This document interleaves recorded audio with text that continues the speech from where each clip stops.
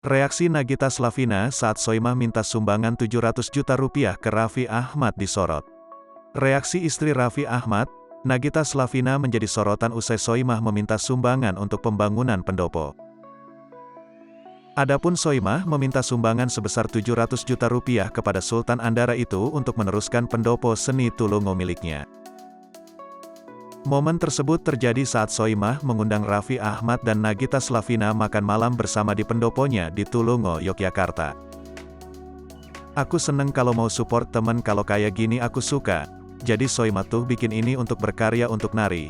Makanya aku waktu itu ada rezeki, ya udah aku kasih," ujar Raffi Ahmad.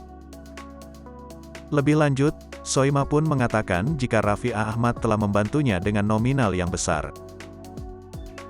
"Yang belakang masih separuh jalan gitu maksudnya, berapa ya kemarin, itu 300 juta, jadi bisalah nanti iuran 700 juta, canda Soimah. Habiskan miliaran demi pembangunan pendopo tersebut, Raffi pun langsung menyarankan Soimah untuk meminjam kepada bank daripada meminjam kepadanya. Namun Soimah pun tetap ngotot untuk meminjam uang tersebut kepada Raffi Ahmad. "Kalau aku utang sama minta itu beda," katanya.